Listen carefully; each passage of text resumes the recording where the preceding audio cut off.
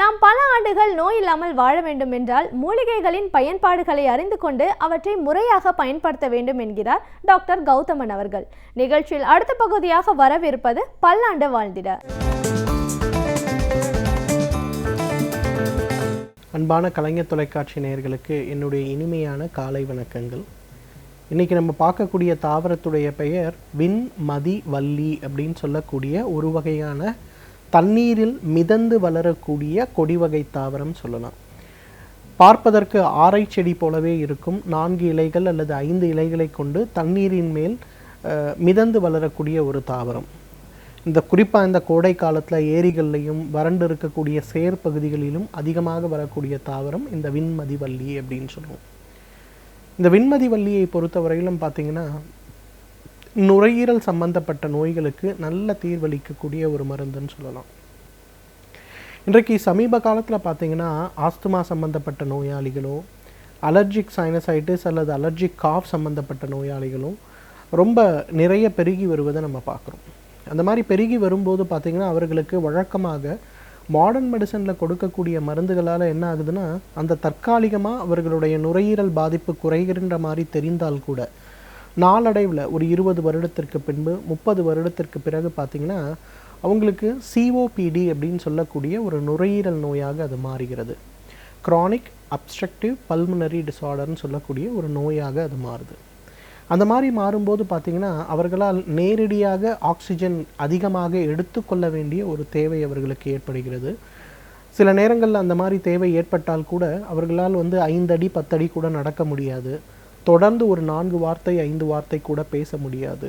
அந்த அளவுக்கு அவங்க உடலில் கடுமையான பாதிப்பை ஏற்படுத்தக்கூடிய ஒரு நோய் இந்த சிஓபிடி.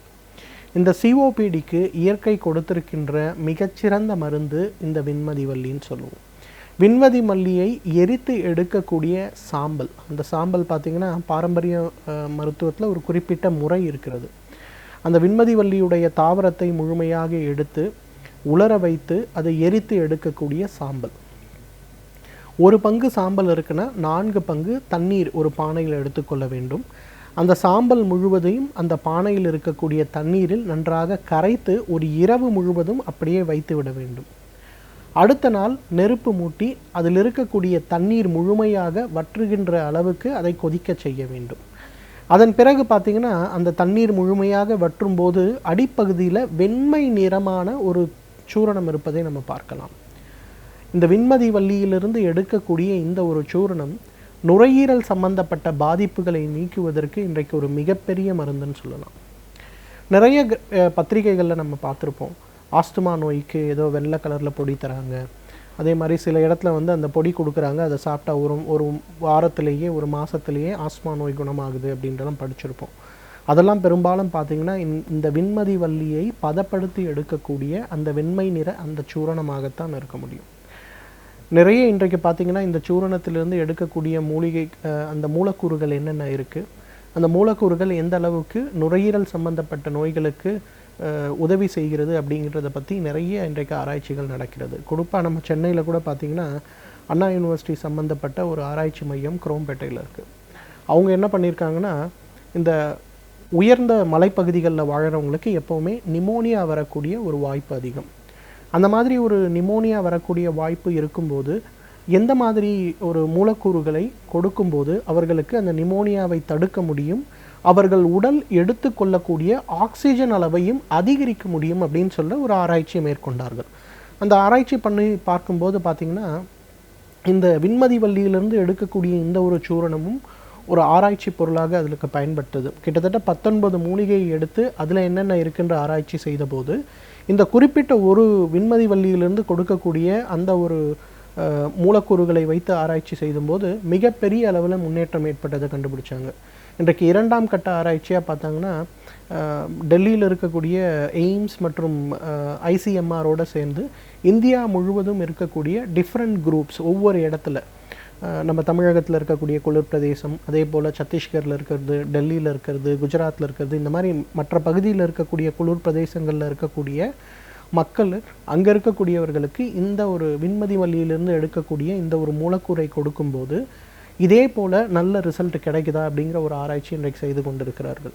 இந்த ஆராய்ச்சி முடிகின்ற போது பார்த்திங்கன்னா மத்திய அரசாங்கமே இன்றைக்கு என்ன பிளான் பண்ணியிருக்காங்கன்னா, இந்த விண்மதி வள்ளியிலிருந்து எடுக்கக்கூடிய அந்த ஒரு மூலக்கூறை ஒரு ஆஸ்துமா தடுப்பு மருந்தாக, அதே போல் குளிர்காலங்களில் குளிர் பிரதேசங்களில் வயதானவர்களுக்கு ஏற்படும் நிமோனியா சம்பந்தப்பட்ட காய்ச்சலை தடுப்பதற்கு, நிமோனியாவில் ஏற்படக்கூடிய உயிரிழப்பை தடுப்பதற்கு ஒரு முதல் கட்ட ஒரு ஃபஸ்ட் எய்டு மருந்தாக இதை கொடுக்க முடியுமாங்கிற ஒரு ஆராய்ச்சி தான் இன்றைக்கு நடந்து கொண்டிருக்கிறது. அந்த அளவுக்கு பார்த்திங்கன்னா ஆஸ்துமா சம்பந்தப்பட்ட நோய்களுக்கும் சிஓபிடின்னு சொல்லக்கூடிய நுரையீரல் சம்பந்தப்பட்ட பாதிப்பு நோய்க்கும் இந்த விண்மதி வள்ளியிலிருந்து எரித்து எடுக்கக்கூடிய அந்த சாம்பல் ஒரு மிகச்சிறந்த மருந்து என்றால் மிகையாகாது. அதே போல் விண்மதி வள்ளிக்கு சிறுநீர் பெருக்கி அப்படின்னு சொல்லி இன்னொரு பெயரும் உண்டு. ஏன்னா பொதுவாகவே பார்த்திங்கன்னா இன்றைக்கு நிறைய பேருக்கு என்ன ஆகுதுன்னா, உடலுடைய வியர்வை மிக அதிகமாக வெளியேறுவதனால் அவர்கள் சிறுநீர் கழிக்கும்போது அவர்களுக்கு எப்போதுமே பார்த்திங்கன்னா ஒரு எரிச்சலோ வலியுடனே சிறுநீர் கழிக்க வேண்டிய ஒரு சூழல் இருக்கிறது. ஆண்களுக்கு பார்த்திங்கன்னா ப்ராஸ்டேட் என்லார்ஜ் ஏற்படும் போதோ, பெண்களுக்கு பார்த்திங்கன்னா கருப்பை லேசாக இறங்கி அந்த சிறுநீர் பையில் அழுத்தம் ஏற்படும் போதோ பார்த்திங்கன்னா சில நேரத்தில் இந்த மாதிரி தொந்தரவு ஏற்படுவதற்கு வாய்ப்பு இருக்குது. இந்த மாதிரி ஏற்படுகின்ற தொந்தரவுகளை தடுப்பதற்கு மற்றும் குணமாக்குவதற்கு பார்த்திங்கன்னா விண்மதி வள்ளி ஒரு மிகச்சிறந்த மருந்து. இப்போ கோடைக்காலம் ஆரம்பித்து விட்டது. இந்த கோடைக்காலம் ஆரம்பித்த பிறகு எத்தனை பேருக்கு வந்து சிறுநீரக கற்கள் சம்மந்தப்பட்ட தொந்தரவு இருக்குதுன்னு பார்த்திங்கன்னா நிறைய பேருக்கு இருக்கும்.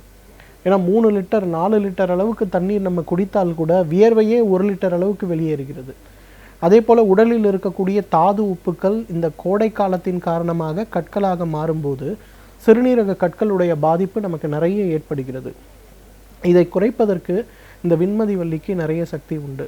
இன்றைக்கு நிறைய சிறுநீரக கற்கள் ஏற்படும் போது கூட அறுவை சிகிச்சை செய்ய வேண்டிய ஒரு தொந்தரவு நிறைய பேருக்கு இருக்குது. அதெல்லாம் இல்லாமல் இந்த விண்மதி வள்ளியிலிருந்து பதப்படுத்தி எடுக்கக்கூடிய அந்த ஒரு சூரணத்தை ஒரு 1 கிராம் அளவுக்கு காலை ஒரு வேளை உணவுக்கு முன்பு, மதிய ஒரு வேளை உணவுக்கு முன்பு, இரவு ஒரு வேளை உணவுக்கு முன்பு அப்படிங்கிற மாதிரி கரும்பு சாறில் கலந்து கொடுக்கின்ற ஒரு வழக்கம் இன்றளவும் கேரளாவில் இருக்கக்கூடிய ஒரு வழக்கம். கேரளாவில் பார்த்திங்கன்னா ஒரு இடுக்கி மாவட்டத்தில் வந்து இந்த சிறுநீரக கற்களுக்குன்னு ஒரு ஆராய்ச்சி செய்யக்கூடிய ஒரு பரம்பரை வைத்தியசாலை இருக்கிறது. அதில் என்ன பண்ணுறாங்கன்னு பார்த்திங்கன்னா சிறுநீரக கற்களோடு யார் வந்தாலும் கரும்பு சாறுடன் மருந்துகளை கலந்து கொடுக்கக்கூடிய ஒரு வழக்கம் உண்டு. அவர்கள் கொடுக்கக்கூடிய மருந்தில் ரொம்ப முக்கியமான ஒரு மருந்து வந்து இந்த விண்மதி வள்ளி தான். எனவே நேர்களே, இந்த விண்மதி வள்ளியை பொறுத்தவரையிலும் நுரையீரல் ஆஸ்துமா சம்பந்தப்பட்ட நோய்களுக்கும் சிறுநீரகத்தில் ஏற்படுகின்ற கற்களுக்கும், அதே போல் அடிக்கடி சிறுநீர் கழிக்க வேண்டிய அல்லது சிறுநீர் கழிக்கும்போது எரிச்சல் மற்றும் வலி ஏற்படுகின்ற பிரச்சனைகளுக்கும் இயற்கை கொடுத்திருக்கின்ற மிகச்சிறந்த அருமருந்து. தகுந்த மருத்துவ ஆலோசனையின் பேரில் சரியான முறைப்படி இதை உபயோகப்படுத்தினோமேயானால் நம்மாலும் பல்லாண்டு காலம் ஆரோக்கியமாக வாழ்ந்திட முடியும். இன்றைக்கு மனுஷபுத்திரன் அவர்கள் தற்போது சமூகத்தில் எந்த மாதிரியான நிலைமை நடந்து கொண்டிருக்கிறது, அவற்றை நாம் எப்படி எதிர்கொள்ள வேண்டும், எப்படி கையாள வேண்டும் என்ற சிந்தனைகளை நம்மிடையே பகிர்ந்து கொள்ள வந்திருக்கிறார். அவற்றை கவனிக்கலாம். நிகழ்ச்சியில் அடுத்த பகுதியாக வரவிருப்பது தீதும் நன்றும்.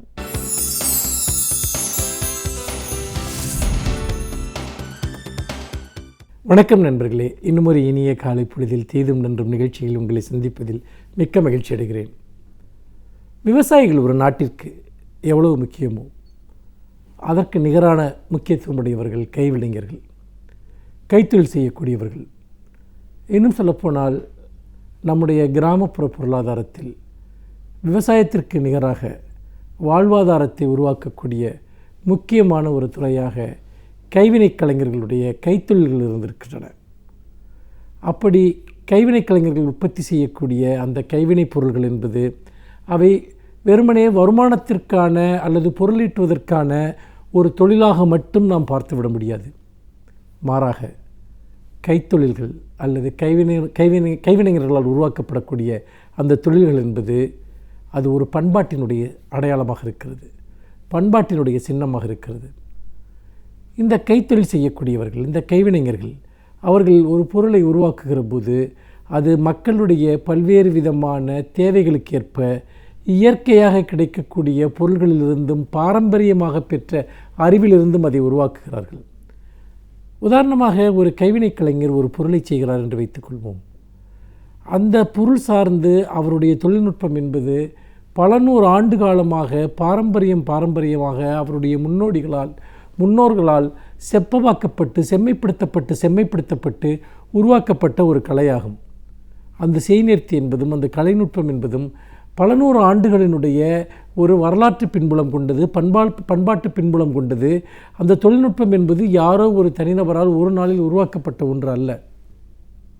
அதோடு மட்டுமல்ல, ஒரு பண்பாட்டினுடைய, ஒரு பாரம்பரியத்தினுடைய, ஒரு மரபினுடைய பல்வேறு அம்சங்களை இந்த கைவினைப் பொருள்கள் வெளிப்படுத்துகின்றன.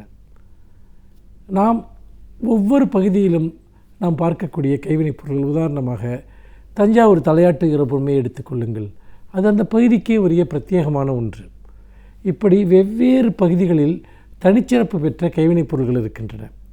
அவை அன்றாட வாழ்க்கையில் பயன்படுத்தக்கூடிய பொருள்களாக, அதாவது விவசாய கருவிகளாகவோ அல்லது சமையலுக்கு அன்றாட உபயோகங்களுக்கு பயன்படுத்துகிற கருவிகளாகவோ, குழந்தைகளுக்கான விளையாட்டுப் பொருள்களாகவோ, இப்படி பல்வேறு வடிவங்களில் இந்த கைவினைப் பொருள்கள் இருக்கின்றன.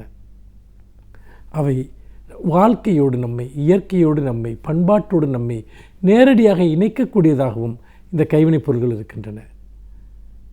நான் சிறுவயதில் குழந்தைகள் விளையாடக்கூடிய இந்த நடைவண்டிகளை பார்த்திருக்கிறேன். இப்பொழுதெல்லாம் அந்த நடைவண்டிகளை பார்க்க முடியவில்லை.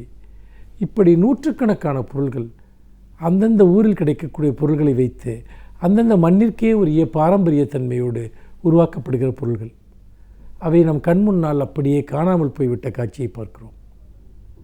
உலகமயமாதலின் காரணமாக இன்றைக்கு சீனா போன்ற நாடுகளிலிருந்து இறக்குமதி செய்யக்கூடிய பொருள்கள் அல்லது பெரும் கனரக இயந்திரங்களை பயன்படுத்தி பல்லாயிரக்கணக்கில் குவிக்கப்படுகிற பொருள்கள், இந்த பொருள்கள் என்பது விலை குறைவாகவும் அல்லது பயன்பாட்டிற்கு சுலபமாகவும் இருப்பது போல தோன்றினாலும் கூட அவை எல்லா இடத்திற்கும் ஒரே விதமான ஒரு ரசனையை, பண்பாட்டை உருவாக்கிவிட்டன.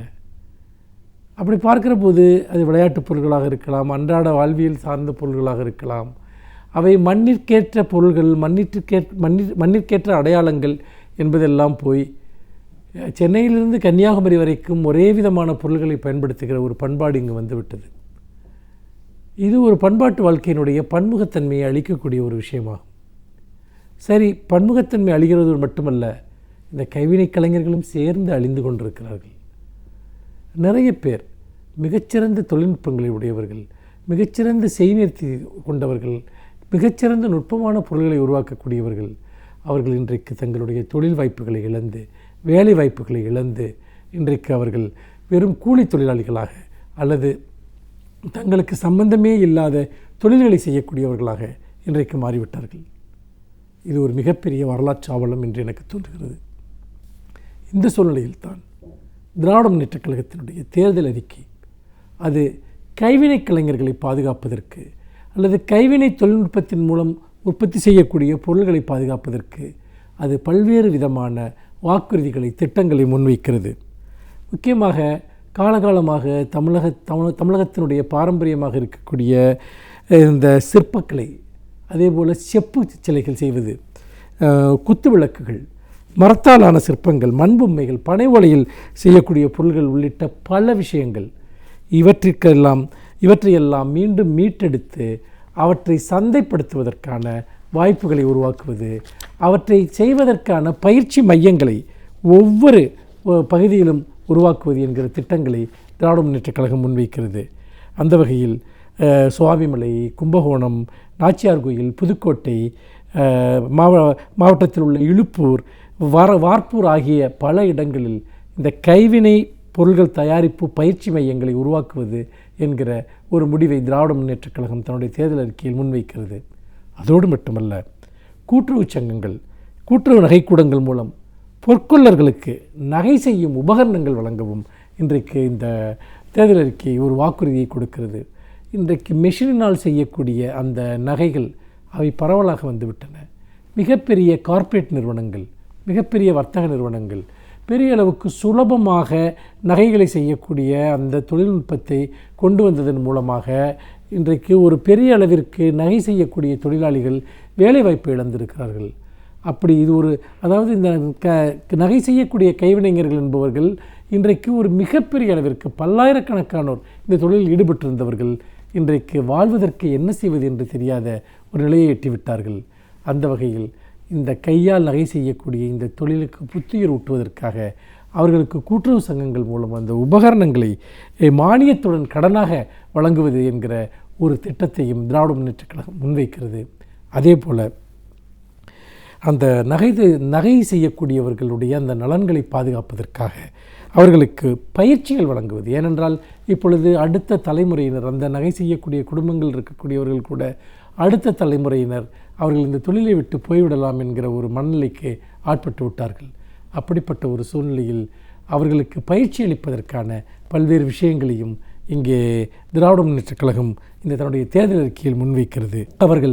அவர்களின் நகை மதிப்பீட்டாளர்களாக கருதி அனைத்து வங்கிகளிலும் அவர்களை நியமிப்பதற்கும், அதாவது நீங்கள் ஒரு வங்கியில் போய் நீங்கள் ஒரு நகையை அடகு வைக்கிறீர்கள் அல்லது ஒரு நகையை மீட்கிறீர்கள், இது போன்ற விஷயங்களுக்கு இவர்களை பணியாளர்களாக அங்கு நியமிப்பது. ஏனென்றால் நகையினுடைய ஒவ்வொரு அம்சத்தையும் தெரிந்தவர்கள் என்கிற வகையில் அவர்கள் வெளியே இழந்த அந்த வேலை வாய்ப்பை வங்கிகளில் உருவாக்கி தருவதற்காக அவர்களை வங்கிகளில் நகை மதிப்பீட்டாளர்களாக நியமிப்பது என்கிற ஒரு திட்டத்தையும் திராவிட முன்னேற்றக் கழகம் தன்னுடைய தேர்தல் அறிக்கையில் முன்வைக்கிறது. அதே போல் செங்கல் தயாரிக்க பயன்படுத்தப்படுகிற அந்த மண்ணை தங்களுடைய நிலங்களிலிருந்து எடுத்துக்கொள்வதற்கு ஏற்கனவே ஒரு உச்சவரம்பு இருக்கிறது, இவ்வளவு மண் தான் எடுக்கலாம் என்று. ஆனால் தேவையான அந்த மண்ணை 80 யூனிட்டிலிருந்து 160 யூனிட் வரை எடுத்துக்கொள்ளலாம் என்கிற ஒரு விஷயத்தையும் இந்த தேர்தல் அறிக்கை தன்னுடைய வாக்குறுதியாக முன்வைக்கிறது. அந்த வகையில் கைத்தொழில் செய்யக்கூடியவர்கள், குறுந்தொழில் செய்யக்கூடியவர்களுடைய வாழ்க்கையில் மறுமலர்ச்சி ஏற்படுத்தக்கூடிய மகத்தான பல அம்சங்களை திராவிட முன்னேற்றக் கழகம் தன்னுடைய தேர்தல் அறிக்கையில் முன்வைக்கிறது என்று சொல்லி மீண்டும் இன்னும் ஒரு புதிய சிந்தனையோடு உங்களை சந்திக்கிறேன். நன்றி, வணக்கம்.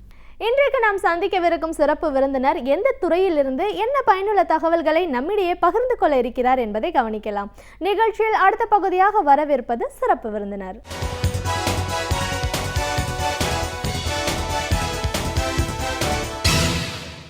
வணக்கம் நேர்களே, விடியலேவா நிகழ்ச்சியின் சிறப்பு விருந்தினருக்கான நேரம் இது. இன்றைய சிறப்பு விருந்தினர் இந்திய யூனியன் முஸ்லீம் லீக் கட்சியின் மாநில பொதுச் செயலாளர் திரு KAM முகமது அபுபக்கர். தேர்தல் வரக்கூடிய இந்த சூழல்ல திமுக கூட்டணி கட்சி அப்படிங்கிற ஒரு நிலையில இன்னைக்கு மக்கள் எந்த மாதிரியான ஒரு மாற்றத்தை எதிர்நோக்கி இருக்காங்க, சிறுபான்மையினர் நல சமுதாயம் முன்னேறணும், அவங்களோட வாழ்வாதாரம் சரியான முறையில் போகணும் அப்படின்னா திமுக தலைமையிலான கூட்டணி ஏன் அவசியமா இருக்கு, இந்த மாற்றத்தை எப்படி நம்ம கொண்டு போய் சேர்க்க போறோம், அதிலும் இன்னும் முக்கியமாக தேர்தல் அறிக்கை மக்கள் மத்தியில எந்த அளவுக்கு வரவேற்பு பெற்றிருக்கு, இப்படி பல விஷயங்களை கருத்துக்களை இன்னைக்கு நம்ம அவர்கிட்ட கேட்டு தெரிஞ்சுக்கலாம். வணக்கம் சார். இந்திய யூனியன் முஸ்லீம் லீக் கட்சியின் மாநில பொதுச் செயலாளர் அப்படிங்கிற முறையில் எங்கள் நிகழ்ச்சிக்கு உங்களை முதல்ல வரவேற்கிறோம் சார். ரொம்ப நன்றி. மாநில பொதுச் செயலாளர் அப்படிங்கிறதையும் தாண்டி திமுக தலைமையிலான கூட்டணியில் ஒரு அங்கமாக இருக்கிற கட்சிங்கிற முறையிலையும் சிறுபான்மையினர் நலன் மேம்பாடு அப்படின்னு வரும்போது ஒவ்வொரு காலகட்டத்திலையும் திமுக ஆட்சிக்கு வரும்போதெல்லாம் என்ன மாதிரியான ஒரு நலத்திட்டங்கள் உருவாக்கப்பட்டுச்சு, அது செயல்பாட்டில் இருந்துச்சு, ஒரு சமத்துவம் அப்படின்னு வரும்போது எல்லா சமுதாய மக்களோட வாழ்க்கை தரம் உயர தலைவர் கலைஞர் அவர்கள் ஆற்றிய பணி, இப்போ தேர்தல் வரக்கூடிய இந்த காலகட்டத்தில் என்ன மாதிரியான ஒரு மாற்றத்தை எதிர்நோக்கி இருக்காங்க, இந்த 5 ஆண்டு கால அதிமுக ஆட்சி மக்கள் மனம் நொந்து எந்த ஒரு வேலையுமே முழுமையா செய்ய முடியாம ஒரு முடக்கமான சூழல் இருக்கிற இந்த மக்கள் எப்படிப்பட்ட ஒரு மாற்றத்தை எதிர்நோக்கி இருக்கிறாங்க, அந்த மாற்றத்தை யாரால கொடுக்க முடியும், ஒரு கூட்டணி கட்சி அப்படிங்கிற முறையில் எதை முன் வச்சு எந்த ஒரு கருத்து மனசுல வச்சு திமுகக்கு நீங்க ஆதரவு தெரிவிச்சீங்க, இப்படி நிறைய விஷயங்களை கருத்துக்களை எங்க நேர்களோட முழுமையா பகிர்ந்துக்கணும். முதல்ல கேட்க வேண்டிய கேள்வினா, திமுக தலைமையிலான கூட்டணியில இந்திய யூனியன் முஸ்லீம் லீக் ஒரு அங்கம் அப்படின்னும் போது என்ன மாதிரியான ஒரு திட்டங்கள் உங்களுக்கு இருக்கு, அது எந்த அளவுக்கு திமுக உடன்பாட்டுல இருக்கு, எதை மையமா வச்சு இந்த தேர்தலில் இந்த கூட்டணியில நீங்க பிரச்சாரம் பண்ண போறீங்க? இந்திய யூனியன் முஸ்லீம் லீக்கை பொறுத்த வரைக்கும் திமுகவோட நாங்கள் தோழமை கொண்டிருக்கிறேன்னு சொன்னால் இது ஒரு அரசியல் லாபத்துக்காக வேண்டி இல்லை, ஒரு கொள்கை ரீதியான ஒரு கூட்டணின்னு இதை சொல்லணும். அதுபோக இப்போ திமுக கழகத்தையும் முஸ்லீம்களையும் திமுக கழகத்தையும் முஸ்லீம் லீக் இயக்கத்தையும் பொறுத்த வரைக்கும் ஒரு தொப்புள் குடி உறவுன்னு சொல்லுவாங்க. ஏன்னா எங்களுடைய உணர்வுகளை புரிஞ்சவங்க. பல்வேறு சூழ்நிலைகளில் எங்கள் சமுதாயத்துக்கு பிரச்சனைகள்லாம் வரும்போது அவங்கள்ட்ட மனம் விட்டு பேசி காரியங்களை சாதிச்சிருக்கிறோம். இந்த அடிப்படையில் தான் நாங்கள் தொடர்ந்து கொள்கை ரீதியாக திமுக கழகத்தோடு நாங்கள் தொடர்ந்து இருக்கிறோம். எங்களுடைய தலைவர் கண்ணியத்துக்குரிய காயிதே மில்லத் அவருடைய காலத்தில் இருந்து, அதன் பிறகு அப்துல் சமத் சாப், அப்துல் லத்தீப் சாப், இன்றைய தலைவர் பேராசிரியர் காதர் மொய்தீன் அவருடைய தலைமை வரைக்கும் நாங்கள் அவங்களோட, அறிஞர் அண்ணா அவர்கள், அதற்கு பிறகு கலைஞர் அவர்களோடும், இன்று தளபதியோடும் நாங்கள் நெருக்கமான ஒரு தொடர்பு வைத்திருக்கிறேன்னு சொன்னால் அந்த கொள்கை ரீதியான நாங்கள் கூட்டணி. கொள்கை ரீதியான கூட்டணின்னு சொன்னால் இந்த நாட்டில் எப்போதுமே எல்லா மக்களும் அண்ணன் தம்பிகளாக வாழணும், சமய நல்லிணக்கத்தோடு வாழணும், சமூக நீதி கொள்கை நிலைநாட்டப்படணும், சிறுபான்மையினருடைய உரிமைகள் நிலைநாட்டப்படணும், எல்லா மக்களும் எல்லாமும் பெற்று வாழ வேண்டும் என்ற அடிப்படையில் தான் தொடர்ந்து இந்த அணியிலே நாங்கள் இருந்து வருகின்றோம். திமுக முஸ்லீம்களுக்கு என்ன செய்யுதுன்னு கேட்கும்போது சாதாரண ஆட்கள் கூட சொல்ல முடியும். இடஒதுக்கீடு பிரச்சனையை பற்றி இன்றைக்கி பேசுகிறோம். இந்த இடஒதுக்கீடு எப்படி வந்ததுங்கிற வரலாறை படித்து பார்த்தா தெரியலாம். முதல்ல சிறுபான்மை சமுதாயத்தில் உள்ள இந்த பல்வேறு பிரிவினர்களை எல்லாத்தையும் முதல்ல அவங்க பிற்பட்டோர் பட்டியலில் சேர்த்தது திமுக தான். 1971 கலைஞர் அவர்கள் ஆட்சிக்கு வந்த பிறகு தான் அவங்கள எல்லாத்தையும் பிற்பட்டோர் பட்டியலில் சேர்த்து இன்றைக்கி சட்டப்பூர்வமாக இடஒதுக்கீடை நாங்கள் பெற்றுக்கிறோம். இப்போது இருக்கக்கூடிய இடஒதுக்கீடை உயர்த்தி தர வேண்டும் என்று நாங்கள் சென்ற மாதம் நடைபெற்ற மாநாட்டிலே கோரிக்கையை வைத்த பொழுது அதை கண்டிப்பாக நிறைவேற்றி தருவதாக அங்கே வந்திருந்த நமது திமுக கழகத்தினுடைய பொருளாளர் ததுவலி ஸ்டாலின் அவர்கள் அங்கே வாக்குறுதி அளித்தார்கள். அதே போல் உருது மொழிக்கான பாதுகாப்பு, உருது அகாடமி ஆரம்பித்தது இதே திமுகவினுடைய ஆட்சியில்தான். அதே போல் சிறுபான்மை பொருளாதார மேம்பாட்டுக் கழகம் ஆரம்பித்தது இதில் தான். மைனாரிட்டி கமிஷன், சிறுபான்மை ஆணையத்திற்கு ஸ்டாட்யூட்டரி ஸ்டேட்டஸ், சட்டப்பூர்வமான அந்தஸ்தை திமுக கழகத்தினுடைய ஆட்சியில் தான் வழங்கினார்கள். அதே போல் பல்வேறு நிலைகளிலே முஸ்லீம் சமுதாயத்தினுடைய கல்வி பொருளாதார மேம்பாட்டுக்காக வேண்டி எண்ணற்ற திட்டங்களை கலைஞர் அவர்களுடைய ஆட்சியிலே நாங்கள் பெற்றிருக்கின்றோம். தொடர்ந்து நாங்கள் கோரிக்கைகளை வைத்திருக்கின்றோம். இன்றைய நிலையிலே பல்வேறு கோரிக்கைகள், முக்கியமாக இடஒதுக்கீடை உயர்த்தி தர வேண்டும் என்று சொன்ன பொழுது சென்ற தேர்தல் அறிக்கையிலேயே அவர்கள் இடம்பெற்று விட்டார்கள். அந்த கண்டிப்பாக 3.5% நம்ம ஏற்கனவே கொடுத்தது கலைஞர் ஆட்சியில் தான். அதை உயர்த்தி தர வேண்டும் என்று நாங்கள் சொன்ன பொழுது அதையும் செய்வதாக வாக்குறுதி அளித்திருக்கின்றார்கள். அதே போல் மஸ்ஜிதுகள், கோயில்கள், கிறிஸ்துவ ஆலயங்கள் எல்லாம் அவங்க புதுசாக அமைக்கும் பொழுது இந்த பெர்மிஷன் வாங்குறதுல பெரிய பிரச்சனை இருக்குது. அதை சொல்லும் பொழுது இப்போ தேர்தல் அறிக்கையில் அதை சேர்த்துருக்காங்க. தேர்தல் அறிக்கை, திமுகவினுடைய தேர்தல் அறிக்கையில் நீங்கள் பார்த்தீங்கன்னு சொன்னால் அதில் வந்துக்கிட்டு 501.501 அது தெளிவாக சொல்லியிருக்காங்க. அந்த பிரச்சனைகள்லாம் இல்லாமல் நாங்கள் அந்த வழிபாட்டு ஸ்தலங்கள் அமைப்பதற்கு எல்லா நிலைகளிலும் நாங்கள் உறுதுணை புரிவோம் என்று சொல்லியிருக்காங்க. அதே மாதிரி சென்ற திமுக ஆட்சி முடியக்கூடிய தருவாயில் எங்களுடைய மாநாட்டிலே நாங்கள் கோரிக்கை வைத்தோம். வெளிநாடு வாழ் இந்தியர்களுடைய நலனுக்காக வேண்டி ஒரு நிறுவனத்தை ஏற்படுத்த வேண்டும், அவருடைய நலன்கள் எல்லாம் பாதுகாக்கப்பட வேண்டும் என்று சொன்ன பொழுது அந்த மாநாட்டிலேயே அதை உறுதியளித்து உடனடியாக சட்டமன்றத்திலே அந்த தீர்மானத்தை நிறைவேற்றி அவர்கள் அமைத்தார்கள். அதை இந்த அரசாங்கம் நீக்கிவிட்டது. இப்போ தேர்தல் அறிவிக்கையில் அதை திருப்பி கொண்டு வரோன்னு சொல்லியிருக்காங்க. வெளிநாட்டில் எல்லா மக்களும் வாழ்கிறாங்க, குறிப்பாக முஸ்லீம்கள், அரபு நாடுகள் எவ்வளோ பேர் இருக்காங்க, அவர்களுடைய நலன்களை பாதுகாக்கிறதுக்காண்டி அந்த திட்டத்தையும் அவங்க அறிவிச்சிருக்காங்க. அதே மாதிரி சச்சார் குழுவினுடைய பரிந்துரையை அமல்படுத்துவதற்கு நாங்கள் எல்லா நிலைகளிலும் இந்த அரசாங்கம் மத்திய அரசை வலியுறுத்தும் என்ற இங்கே கூறப்பட்டிருக்கின்றது. அதே போல் சிறுபான்மை மொழிகள், சமச்சீர் கல்விக்கு பிறகு சிறுபான்மை மொழிகளை கட்டாயமாக படிக்கக்கூடிய ஒரு சூழ்நிலை இல்லாத காரணத்தினாலே பல்வேறு இடைஞ்சல்களை இந்த சமுதாயம் சந்தித்து வருகின்றது. சிறுபான்மை மொழிகள் என்று சொன்னால் தெலுங்கு, மலையாளம், அரபி, உருது இந்த மொழிகளெல்லாம் கட்டாயமாக படிப்பதற்கு சென்ற ஆட்சியிலே விதிவிலக்கு வழங்கப்பட்டு அதுக்கு சட்டங்கள் எல்லாம் போடப்பட்டது. இந்த ஆட்சி அதை நடைமுறைப்படுத்தாதன் காரணமாக அது எல்லாம் இப்போ எக்ஸாமினேஷன் எழுதுறதுலேயே பிரச்சனையாக போச்சு. அவங்க சிறுபான்மை மொழியை சேர்ந்தவர்கள் எல்லாம் கோர்ட்டுக்கு போய் அவங்களுடைய பெர்மிஷனில் தான் எக்ஸாம் எழுதிக்கிறாங்க. அதுக்கு அவங்க வந்துக்கிட்டு இதில் உறுதி அளிச்சிருக்காங்க. ஆட்சிக்கு வந்தேன்னு சொன்ன அன்னைக்கு அதையெல்லாம் செய்யப்படும் என்ற உத்தரவாதம் வழங்கப்பட்டிருக்கின்றது. இப்படி சிறுபான்மை சமுதாயத்தினுடைய பல்வேறு பிரச்சனைகள் இங்கே எப்படி சென்ற திமுக ஆட்சிகளிலே நிறைவேற்றி தந்தார்களோ அந்த அடிப்படையிலே வருகின்ற திமுக ஆட்சிகளும் இதுபோன்ற காரியங்களை எல்லாம் நாங்கள் செய்வோம் என்று இதில் தெரிவித்திருக்கின்றார்கள். எங்களிடத்திலே தனிப்பட்ட முறையிலும் செய்திருக்கின்றார்கள். இது ஒரு முக்கியமான ஒரு பாயிண்ட் இந்த எலெக்ஷனை பொறுத்தவரை. இந்த அணியில் முஸ்லீம் லீக் இடம் பெற்றிருக்குது, மற்ற முஸ்லீம் இயக்கங்களும் இதில் இடம் பெற்றிருக்காங்க. இந்த தேர்தல் இன்றைக்கி அறிவிக்கப்பட்டிருக்கு. ஆனால் தேர்தல் அறிவிப்பதற்கு 3 மாதத்துக்கு முன்பாகவே இந்திய யூனியன் முஸ்லீம் லீக்கின் சார்பாக எங்களுடைய தலைவர் பேராசிரியர் காதர் மொய்தீன் அவர்கள் கலைஞர் அவரிடத்திலும் தளபதி இடத்திலும் இந்த தேர்தலை பொறுத்த வரைக்கும் முஸ்லீம் சமுதாயத்தைச் சேர்ந்தவர்கள் குறைந்தது 12 உறுப்பினர்கள் செல்வதற்கு நீங்கள் வழிவகை செய்ய வேண்டும் என்ற ஒரு கோரிக்கை வைத்தார். நாங்கள் கேட்டது 12 தான். ஆனால் இன்றைக்கி பாருங்கள், இந்திய யூனியன் முஸ்லீம் லீக்குக்கு 5 தொகுதி, மனிதநேய மக்கள் கட்சிக்கு 5 தொகுதி, திமுகலேருந்து 5 பேருக்கு மேலே நிற்க போகிறாங்கன்னு இருக்குது. கேட்டது 12 வேட்பாளர் தான் எங்கள் சமுதாயத்துக்கு. ஆனால் இவங்க 15 வேட்பாளருக்கு மேலே அறிவிக்கக்கூடிய ஒரு சூழ்நிலைக்கு இன்றைக்கி வழிவகை கேட்டிருக்காங்க. இப்போ நாங்கள் சொன்ன கூட கிறிஸ்துவ சமுதாயத்தில் உள்ளவங்க எல்லாரும் இன்றைக்கி திமுகவுக்கு ஆதரவு கொடுத்துருக்காங்க. அவங்களும் சொல்லியிருக்காங்க, அவங்களுக்கு கொடுத்த மாதிரி எங்களுக்கும் குறைஞ்ச ஒரு 10-12 பேர் கிறிஸ்தவ சமுதாயத்தைச் சேர்ந்த உறுப்பினர்கள் இடம்பெறக்கூடிய வகையில் வழிவகை காண வேண்டும் என்று. அதுவும் நிறைவேற்றப்படக்கூடிய சூழ்நிலை. அதே போல் பல்வேறு நிலைகளில் முஸ்லீம் சமுதாயம் சந்தித்து வரக்கூடிய பிரச்சனைகளை எல்லாம் உள்வாங்கியதாக இந்த தேர்தல் அறிக்கையை சொல்லியிருக்கின்றார்கள். இது திமுக அணியில் நாங்கள் இருப்பதற்குண்டான காரணம். கண்டிப்பாக சார். மாற்று அணியில் இருக்கக்கூடியவங்க எதை சொல்ல முடியும்?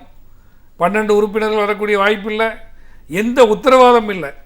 சென்ற தேர்தலுக்கு முன்பு நாங்கள் இப்போ தேர்தல் அறிக்கை, திமுக தேர்தல் அறிக்கையில் இஸ்லாமியர்களுக்கான இடஒதுக்கீடு உயர்த்தி தரப்படும் என்று சொன்ன உடனே இந்த அம்மா வந்துக்கிட்டு உடனே திருச்சியில் நடந்த தேர்தல் பிரச்சார கூட்டத்தில் அவங்களும் சொன்னாங்க, நாங்கள் வந்தால் இஸ்லாமியர்களுக்கான இடஒதுக்கீடை உயர்த்தி தருவோம். 5 வருஷம் ஆட்சியில் இருந்தாங்க, அதை பற்றி வாயே துறக்கலை. தேர்தலில் ஓட்டு வாங்குறதுக்காக வேண்டி அவங்க சொன்ன வார்த்தைகளை தவிர அவங்க வந்துக்கிட்டு இதை நிறைவேற்றக்கூடிய எந்த மனப்பக்குவமும் இல்லை. அதே போல் பல்வேறு அரசு சார்ந்த பதவிகள், அமைச்சர்கள் எடுத்துருக்க, சில முஸ்லீம்கள் 2 அமைச்சர்கள் 3 அமைச்சர்கள் திமுக அமைச்சர்கள் இருந்திருக்காங்க. ஆனால் இந்த அம்மையாருடைய ஆட்சியில் ஒரு அமைச்சர் இருக்கிற கூட ரொம்ப அபூர்வமாக இருக்கும். இன்னும் சொல்லப்போனால் சில காலத்தில் முஸ்லீம் அமைச்சர்களே இல்லாமல் கூட அதிமுகவினுடைய அமைச்சரவை நடந்திருக்குது. வக்ஃபு வாரியம் இந்த காரியங்களும் முறையாக நடக்கலை.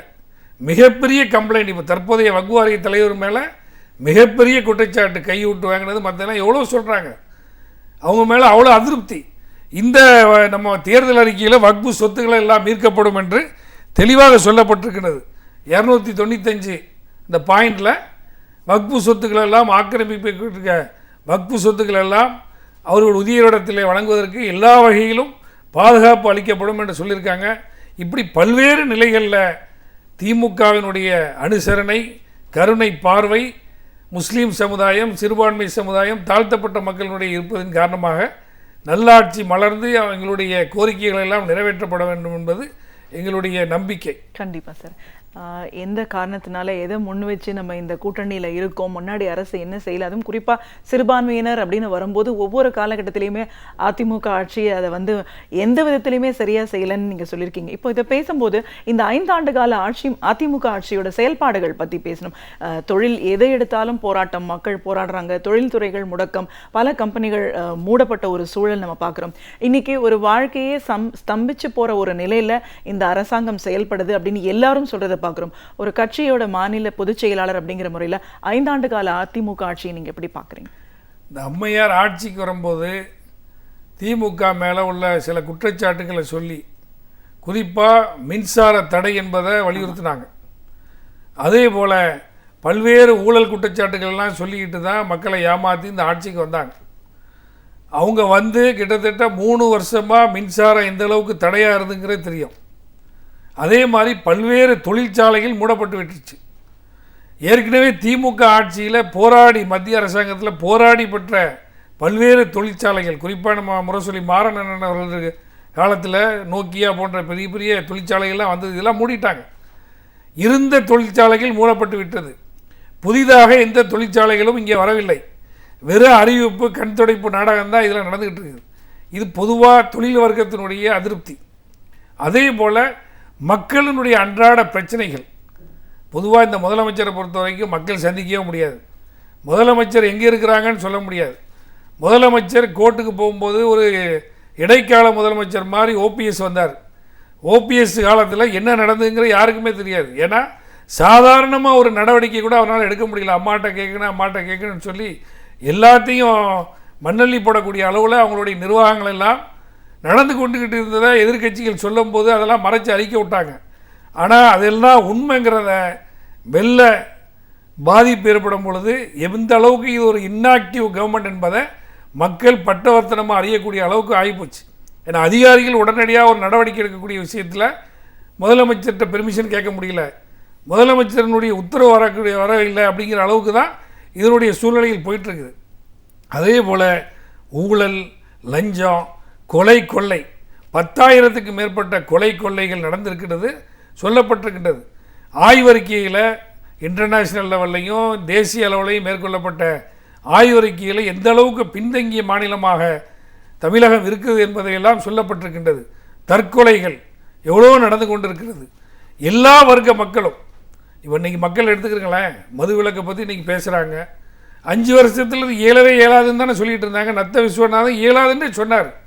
இப்போ மக்களை ஏமாத்துறாங்க. திமுக இதை கையில் எடுத்துட்டு மக்கள்கிட்ட கடுமையான தண்டனைகளை பெற போகிறாங்கன்னு தெரிஞ்ச உடனே அன்றைக்கி தீவுத்தொடரில் பேசும்போது மது விலக்கை படிப்படியாக கொண்டு வரோன்னு சொல்கிறாங்க. அறிகுறியே இல்லாமல் எப்படி சொல்லுவாங்க? இப்போ திமுக மது விலக்கை பற்றி சொல்லுன்னு சொன்னால் தெளிவாக சொல்லியிருக்காங்க. மது விலக்கை நாங்கள் கொண்டு வந்து அவங்கள எல்லாத்தையும் என்ன செய்வாங்கிறத தெளிவாக இங்கே சொல்லப்பட்டிருக்குது. மது விலக்கை பற்றி சொல்லும் பொழுது முற்றிலுமாக தடை செய்யப்படும் மது. Tamil Nadu integrated regulated marketing corporation, Tamil Nadu மாநில ஒருங்கிணைந்த ஒழுங்குமுறை விற்பனை வாரியம் ஏற்படுத்தப்பட்டு அந்த டாஸ்மாக் ஊழியர்கள் எல்லாம் இதில் சேர்க்கப்பட்டு நடவடிக்கை எடுப்பேன்னு சொல்லியிருக்காங்க. ஆக்கப்பூர்வமான இது தேர்தல் அறிக்கை. தேர்தல் அறிக்கையில் இதை செய்வேன்னு சொன்னால் அது எப்படி செய்வேன்னு சொல்லியிருக்காங்க. என்னென்ன பிரச்சனைகள். ஸ்மார்ட் கார்டு இன்றைக்கி பாருங்கள், எங்கள் வீட்லேயே நான் பார்த்துருக்குறேன். ரேஷன் கார்டு எத்தனை தாள் அட்டாச் பண்ணிட்டாங்க. தாள் இருக்குதா கிளியராங்கிற அளவுக்கு இப்போ ஸ்மார்ட் கார்டு கொடுக்க போகிறாங்க. விண்ணப்பித்த உடனே கிடைக்குன்னு சொல்கிறாங்க. ஏற்கனவே கலைஞர் ஆட்சியில் 7 நாளும் ரேஷன் கடையில் போய் நம்ம சாமான் வாங்க முடியும். இவங்க வந்து குறைச்சாங்க. திரும்பி திமுக ஆட்சிக்கு வந்தால் 7 நாளும் ரேஷன் கார்டில் நீங்கள் பொருள் வாங்கலாம். ரேஷன் கார்டு அப்ளை பண்ணுன்னு சொன்னால் ஸ்மார்ட் கார்டில் கொடுக்கலாம். இப்படி எண்ணற்ற திட்டங்களை எல்லாம் இதில் வழங்கியிருக்கின்றார்கள். இதை பற்றி பேசணும்னு சொன்னால் 3-4 மணி நேரம் வாசிச்சே முடியும். இதை பற்றி விளக்கம் சொல்லணும்னு சொன்னால் பெரிய கூட்டங்கள் போட்டு பேசக்கூடிய அளவுக்கு திமுக கழகத்தினுடைய தேர்தல் அறிக்கைகள் இதில் இடம்பெற்றிருக்கின்றன. அதே மாதிரி லோக் அகித்யா அது அந்த திட்டத்தில் இங்கே கொண்டு வருவோன்னு சொல்லியிருக்காங்க. பல்வேறு இப்போ லோக் அகித்யா இங்கே கொண்டு வரலையே இந்த அம்மா. எத்தனை பிரச்சனைகள். இந்த அரசாங்கமே எத்தனையோ கேஸுகளை அவங்க கண்டுக்கிறாமல் இருக்கிறாங்கிறது குற்றச்சாட்டுப்பட்டிருக்குது. இப்படி பல்வேறு திட்டங்கள். ரைட் டு சர்வீஸ் ஆக்ட், சேவை உரிமை சட்டம் கொண்டு வரணும்னு சொல்லியிருக்காங்க. அதே மாதிரி மேனேஜ்மெண்ட் டெக்னிக்கல் அண்ட் மெத்தட்ஸ், வேளாண்மைக்காக வேண்டிய அற்புதமான திட்டங்கள் எல்லாம் இந்த தேர்தல் அறிக்கையில் சொல்லப்பட்டிருக்கின்றது. அதே போல் ஸ்டேட் எக்கனாமிக் டெவலப்மெண்ட் போர்டு, மாநில பொருளாதார வளர்ச்சி வாரியம், அதற்குண்டான காரியங்கள் என்னென்ன பற்றும் தெளிவாக சொல்லப்பட்டிருக்கின்றது. அதே போல் இங்கே மக்கள் தொகையினுடைய அடிப்படையில் சட்டப்பேரவை தொகுதிகளை எண்ணிக்கை அடிப்படையாக கொண்டு வருவாய் மாவட்டங்கள் உருவாக்குதுண்டு இந்த அம்மா சொன்னாங்க. நான் செய்யலை. வருவாய் மாவட்டங்களை சட்டமன்ற தொகுதியினுடைய வகைகளில் உருவாக்கப்படும் தெளிவாக சொல்லியிருக்கிறாங்க. இப்படி பல்வேறு திட்டங்கள். அக்ரிகல்ச்சர் டெவலப்மெண்ட் கவுன்சில், இப்படி இந்த அறிக்கையை வந்துக்கிட்டு இதை செயல்படுத்தினாலே 5 வருஷம் ஈஸியாக மக்கள் என்னென்ன தேவைகள் தேவையோ அது எல்லாத்தையுமே இதில் செய்யக்கூடிய அளவுக்கு தேர்தல் அறிக்கை தெளிவாக சொல்லப்பட்டிருக்கின்றது. சிறுபான்மை சமுதாயம் இல்லாமல் எல்லா சமுதாய மக்களும் இன்றைக்கி என்னென்ன பிரச்சனைகளை எல்லாம் சந்தித்து வருகின்றார்கள் என்பதை கண்டறிந்து, குறிப்பாக நமது தளபதி ஸ்டாலின் அவர்கள் நமக்கு நாமே விடியல் மீட்பு பயணம் போகும்போது எல்லா மக்களையும் சந்தித்தார். கட்சிக்காரங்களை இன்னும் சந்திக்கவே இல்லை. அந்த நேரத்தில் அங்கே போய் அவங்களுடைய பிரச்சனைகள் எல்லாம் கண்டறியப்பட்டு அதையெல்லாம் தேர்தல் அறிக்கையாக உறுதிமொழி சொல்லக்கூடிய வகையில் திமுக கழகத்தினுடைய தேர்தல் அறிக்கை சொல்லப்பட்டிருக்கின்றது. நதிநீர் இணைப்பு, இப்படி எல்லா விஷயங்களும் இந்த தேர்தல் அறிக்கையில் சொல்லப்பட்டிருக்கின்றது. மக்களினுடைய மனக்குமுறல்கள், எல்லா தரப்பு மக்கள், மாணவர்களுக்கு கூட பாருங்களேன், பிரிட்டிஷ் கவுன்சிலை போன்ற ஒரு திட்டத்தை ஏற்படுத்தி சரளமாக ஆங்கிலத்தை பேசுவதற்கு பிரிட்டிஷ் கவுன்சிலை போன்ற ஒரு அமைப்பை ஏற்படுத்துவோம் என்று சொல்லியிருக்கின்றார்கள்.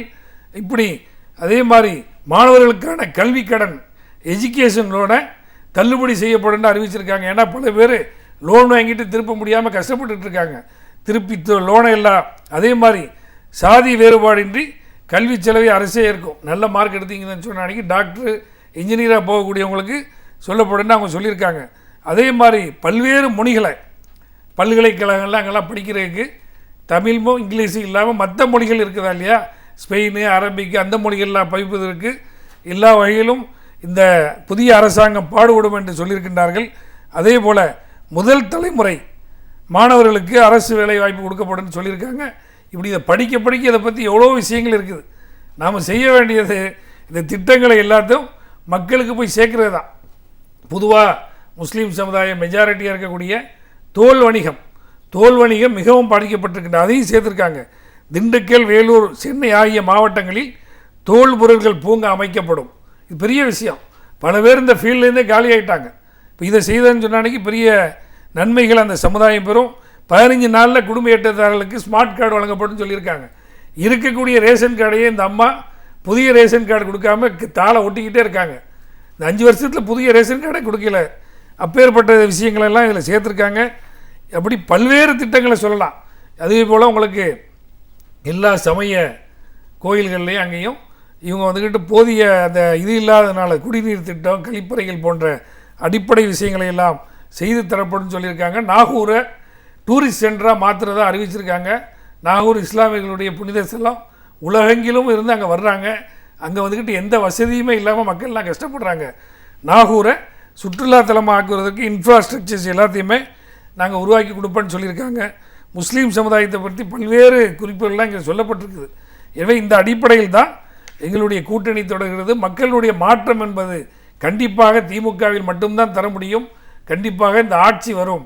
ஆட்சி மலர்ந்ததற்கு பின்பாக இந்த துயரங்கள் எல்லாம் துடைக்கப்பட்டு எல்லா சமுதாய மக்களும் எல்லோரும் பெற்று தங்களுடைய உரிமைகளை நிலைநாட்டக்கூடிய நல்ல அரசுக்கு அவர்களெல்லாம் வாக்களிக்க இருக்கின்றார்கள். இதை தடுக்கக்கூடிய வகையில்தான் ஆளுகின்ற அதிமுக ஆட்சி 3வது அணி, 4வது அணி, 5வது அணின்னு ஏமாத்துறாங்க. இதெல்லாம் ஓட்டை பிரிக்கிறது.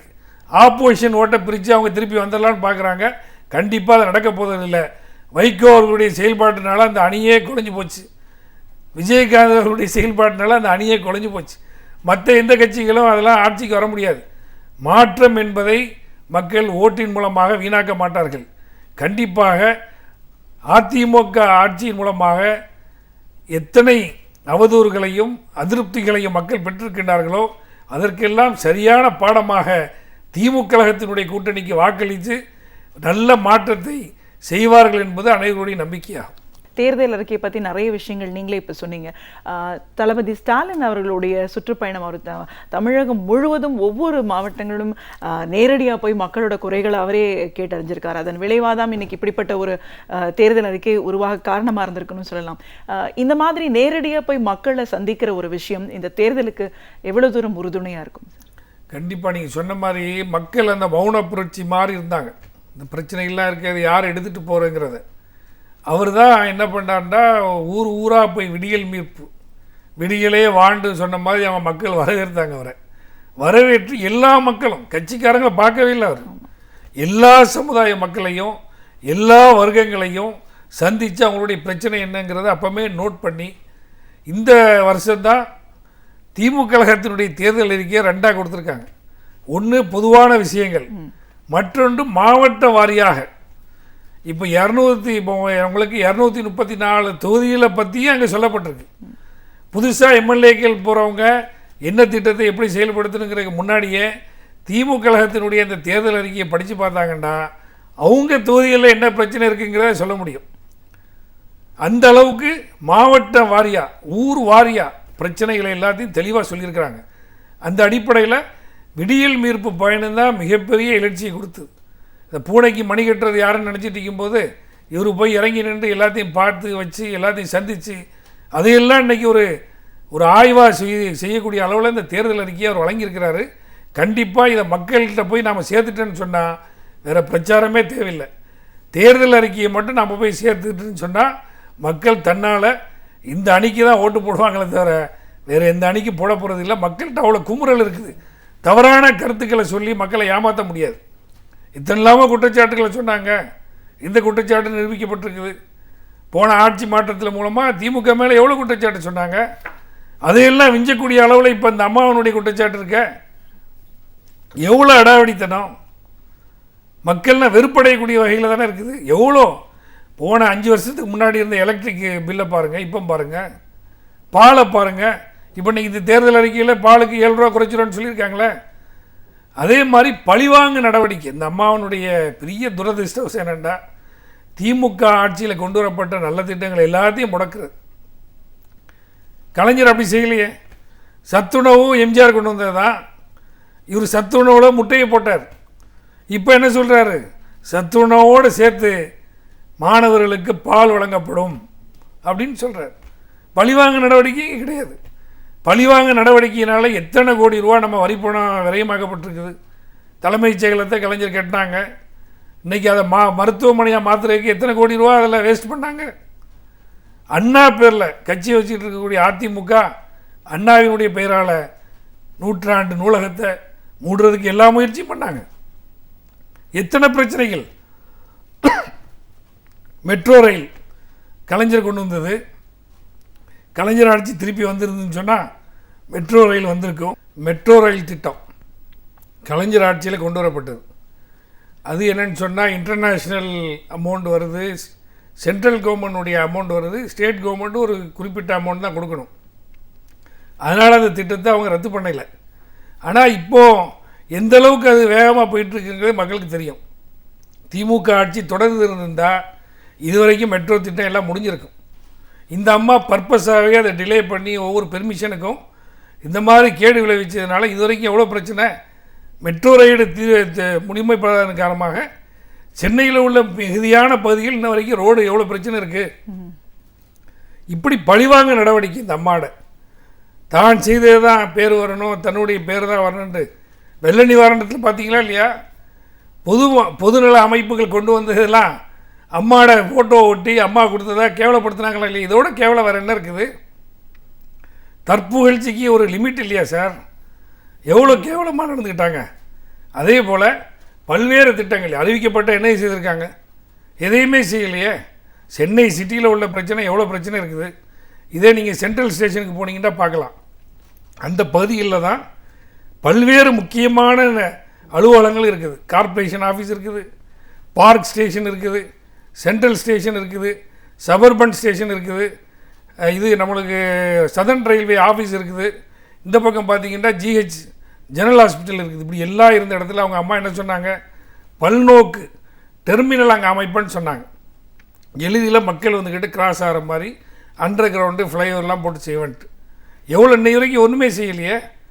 கிட்டத்தட்ட உங்களுக்கு 2-3 லட்சம் பேர் அங்கே கிராஸ் ஆகிறாங்க. அந்த இடத்துல யாராவது அங்கே போய் பார்த்தோன்னா தெரியும். ஏன்னா நான் டெய்லி அங்கே கிராஸ் ஆகிறாள். எதையுமே செய்யலையே. எத்தனை மேம்பாலங்கள் திமுகவில் கட்டப்பட்ட மேம்பாலங்களை திறக்கிறதுக்கு தயங்கி வெள்ள நிவாரண நேரத்தில் மக்களே தன்னால் திறந்துட்டு போயிட்டாங்க. இவங்க என்றைக்கு பட்டன் அமைக்கிறது, என்றைக்கு திறக்கிறதுன்ட்டு. எல்லா வகையிலையும் இந்த ஆட்சி மேலே மக்களுக்கு அதிருப்தி இருக்குது. இதையெல்லாம் விடியலே வா என்று சொல்லக்கூடிய அளவில் திமுக ஆட்சியில் இதெல்லாம் நிறைவேற்றப்பட வேண்டும் என்பது எங்களுடைய ஆசை. கண்டிப்பாக சார்.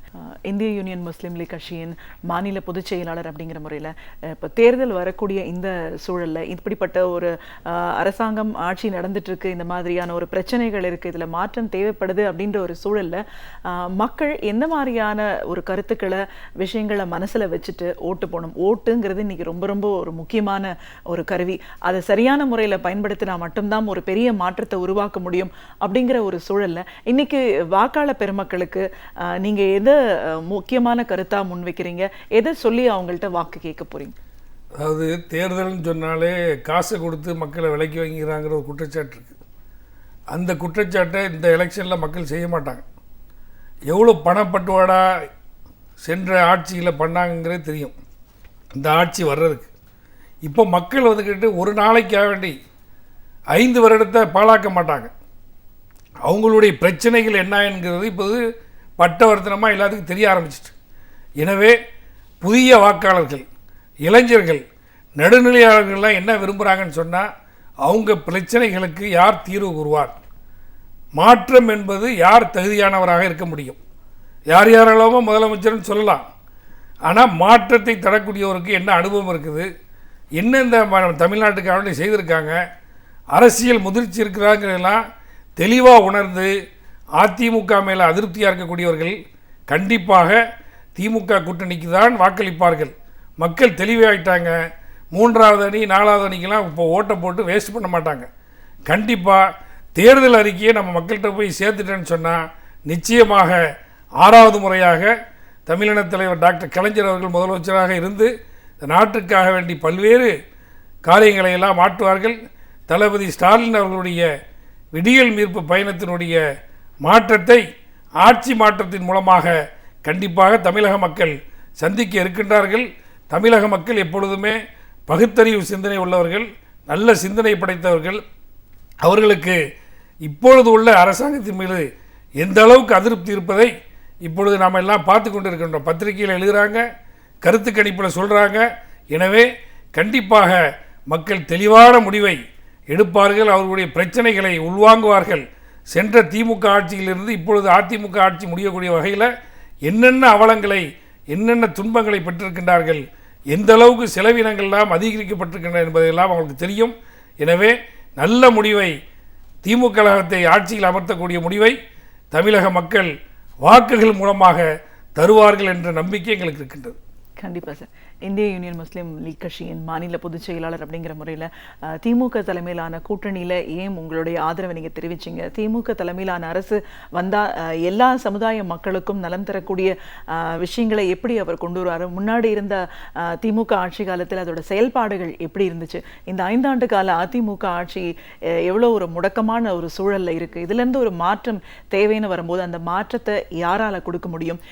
இந்த மாற்றத்துக்கான ஒரு பயணமாக தளபதி ஸ்டாலின் அவர்களுடைய நமக்கு நாமே திட்டம் எவ்வளோ உறுதுணையாக இருந்திருக்கு. இதையெல்லாம் தாண்டி இப்போ வெளியிட்டிருக்கிற திமுகவுடைய தேர்தல் அறிக்கை நம்ம எதுவும் சொல்ல வேண்டியதில்லை. அந்த அறிக்கையே பல விஷயங்களை மக்கள் மத்தியில் கொண்டு போய் சேர்க்கும் அப்படிங்கிற ஒரு நம்பிக்கைன்னு பல விஷயங்களை, கருத்துக்களை எங்களோட நீங்கள் முழுமையாக பகிர்ந்ததுக்கு நன்றி. நன்றி. பேராசிரியர் சுபவீரபாண்டியன் அவர்கள் நமக்கு தெரியாத பல பயனுள்ள அரிய தகவல்களையும் தொலைநோக்கு சிந்தனைகளையும் நம்மிடையே பகிர்ந்து கொண்டு வந்திருக்கிறார். அந்த வகையில் இன்றைக்கு என்ன தகவல்களை நமக்காக கொண்டு வந்திருக்கிறார் என்பதை கவனிக்கலாம். நிகழ்ச்சியில் அடுத்த பகுதியாக வரவிருப்பது ஒன்றை சொல் நன்றை சொல்.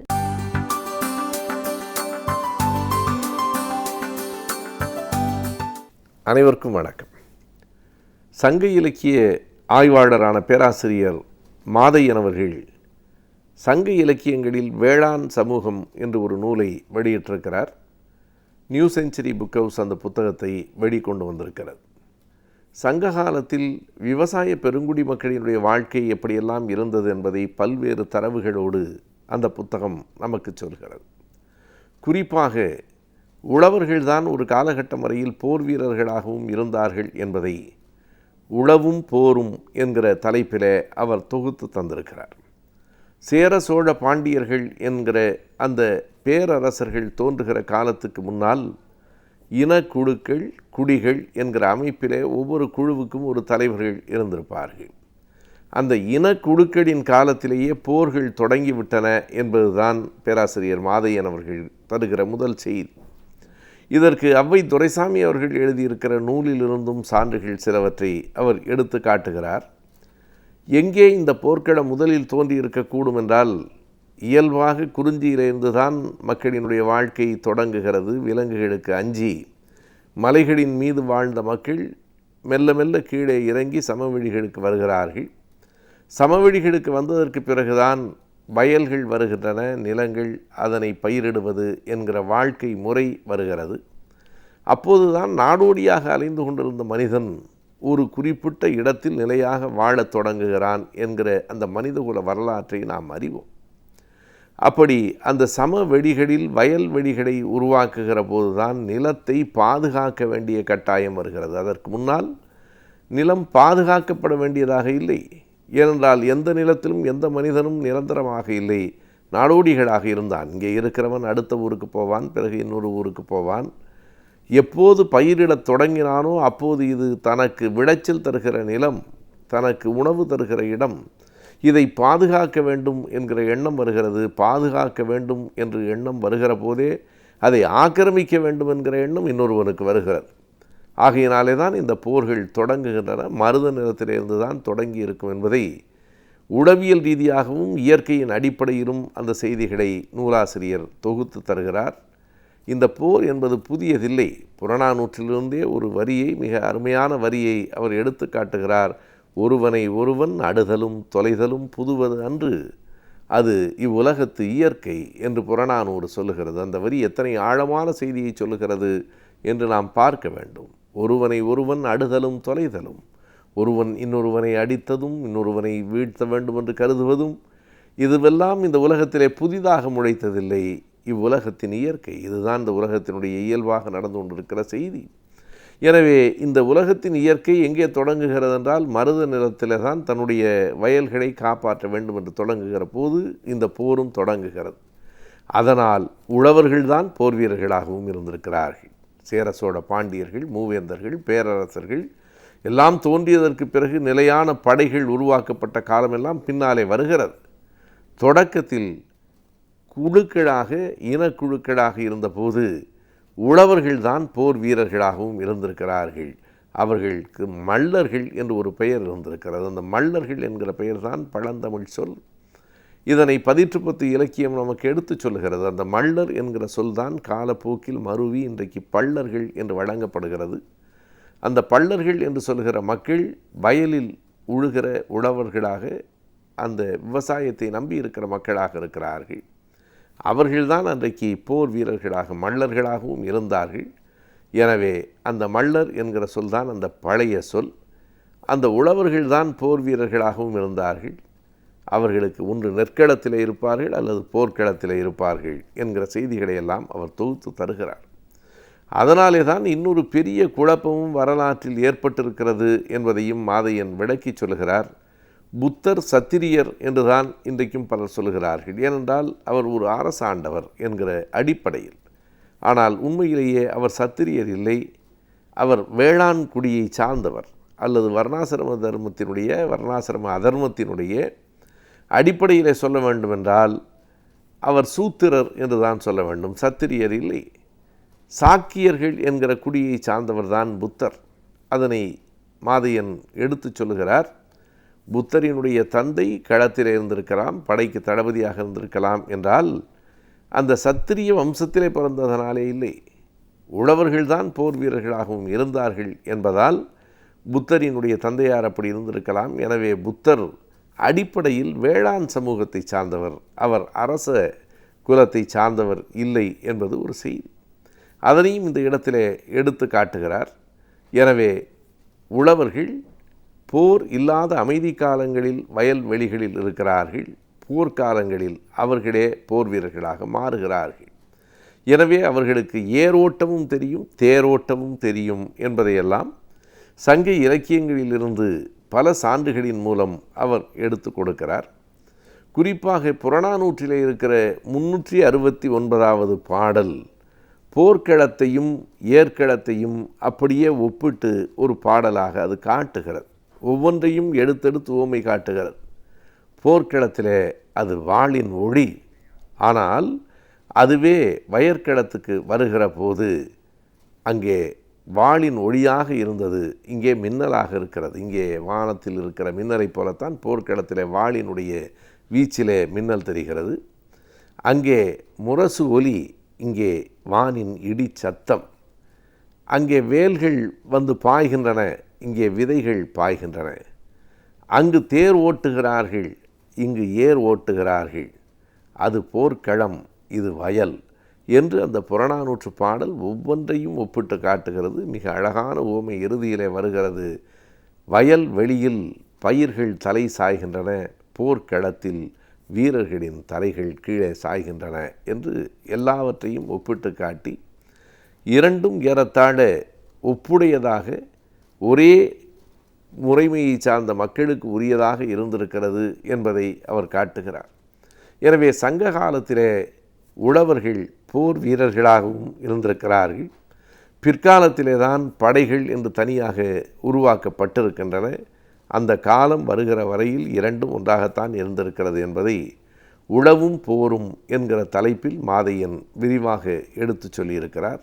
இப்படி சங்க இலக்கியங்களை கொண்டே சங்க இலக்கியத்தினுடைய வாழ்க்கை முறைகள் எப்படியெல்லாம் இருந்தன, அவர்களினுடைய பழக்க வழக்கங்கள் என்னவாக இருந்தன, அவர்களினுடைய மரபுகள் பண்பாட்டு சடங்குகள் என்னவாக இருந்தன என்கிற பல செய்திகளை பல்வேறு சங்க இலக்கிய நூல்களிலே இருந்து மாதையன் தொகுத்து தந்திருக்கிறார்.